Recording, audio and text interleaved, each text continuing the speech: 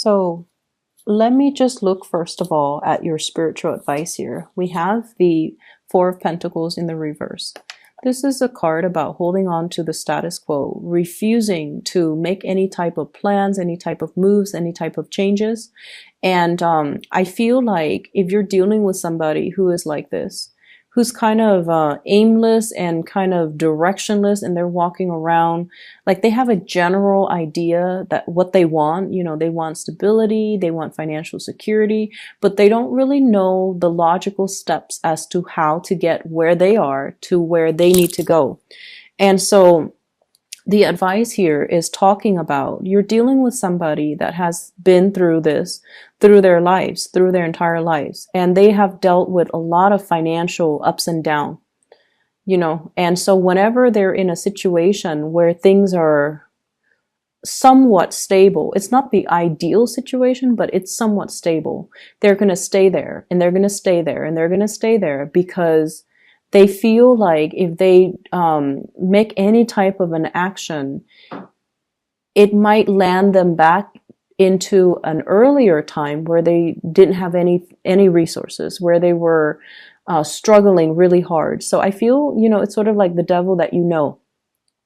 If you are dealing with this person, you have to be very, very, very sympathetic, understanding, and I want to say compassionate enough to know that they're battling their inner demons, okay? And until they process and until they finish that entire process of battling amongst themselves, dealing with some fears, some really deep-rooted security issues from their end, they're not going to be able to make a move. So you can talk to them and you can advise them and give them, counsel to your blue in the face.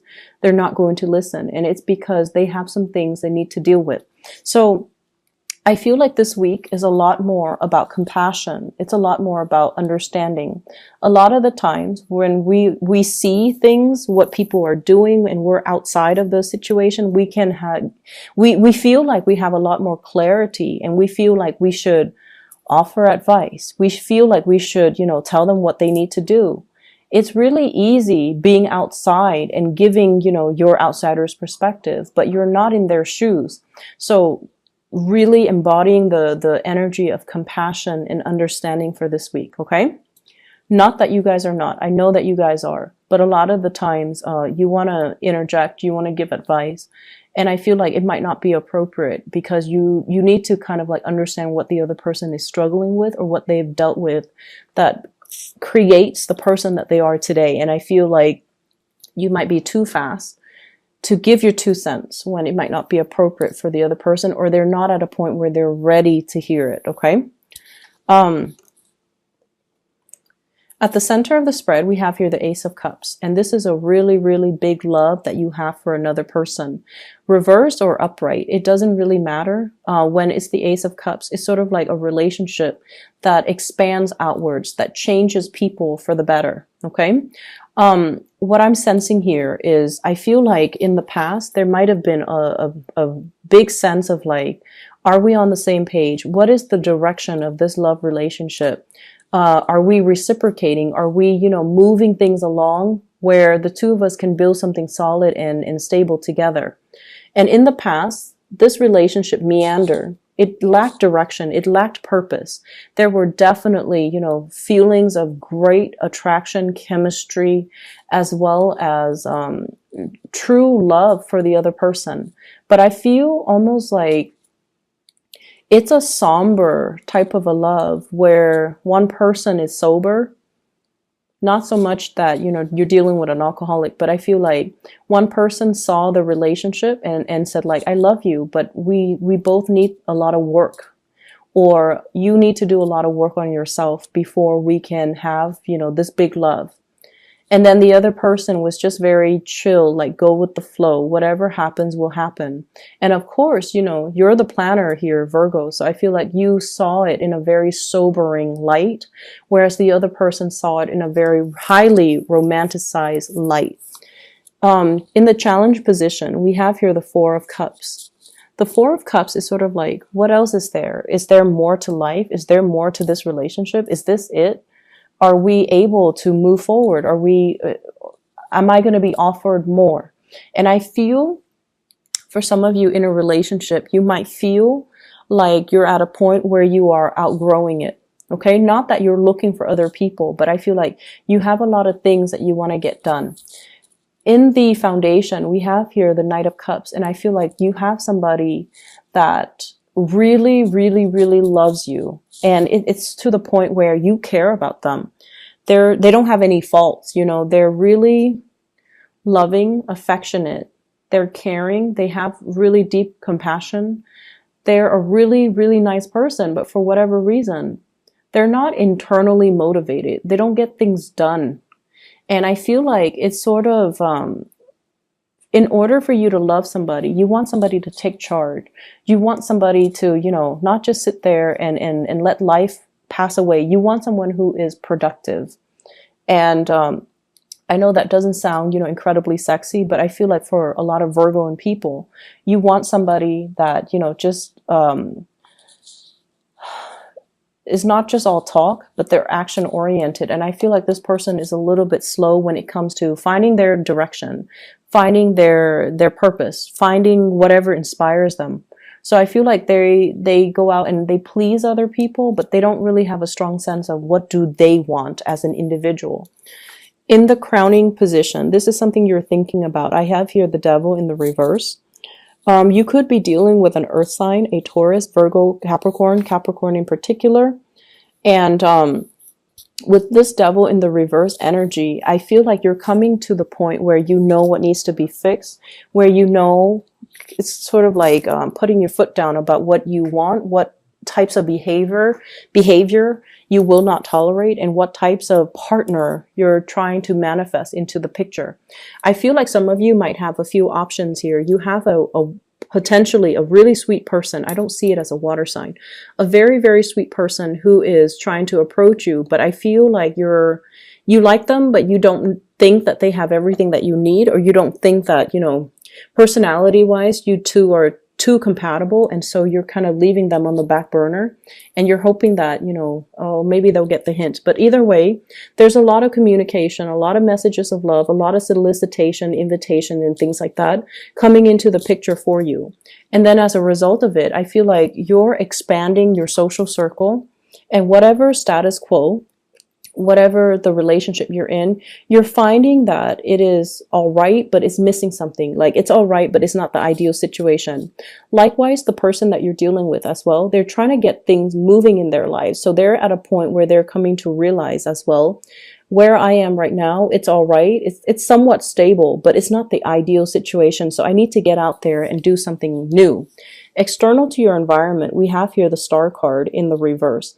This is sort of like the other person lacking in the imagination and lacking in that sense of, you know, what are my options? Let me go out into the world and explore. Let me do some type of internet-based searches. Let me do something that can really help me figure out where I want to go, because they have a very vague idea. It's like out there, it's something that they're thinking about, but they don't really know the steps to get there. And I feel a lot of it is because they're walking around, taking care of other people, enjoying what little stability that they have right now. And they're not really thinking about long-term prospects. And they don't really have a sense of, you know, a lot of the times, the most successful people are not the most hardworking, but they're the ones with the big vision. So it's really hard if you're walking around trying to figure out a career path when you don't really have anything that inspires you. And some people, for example, they know from a very young age, you know, like 5, 6, 7 years old, I want to be a doctor, I want to be a lawyer, I want to be an astronaut, I want to work with animals. And so when they have really, really strong passions, either to teach, to take care of things, to take care of people, to build things, then it's really easy for them to find a career. But you're dealing with someone who doesn't really have these really strong drives, ambitions, passions. And so they might have, you know, they might dabble in many, many things. We see like the 8 stars here, but they don't have that one thing, that one common purpose. And until they find it, they're going to be kind of aimless and directionless, and their lives will meander, and they will, you know, take up many, many jobs and hop around, but never finding that true calling. And that's what's happening right now, I feel, with somebody that you're dealing with. And it's easy for you to give them advice, Virgos. It's easy for you to do it, but they have to kind of like find their path, okay? I do want to pull up a card here. What are they going to rest upon? Like, what are they going to decide?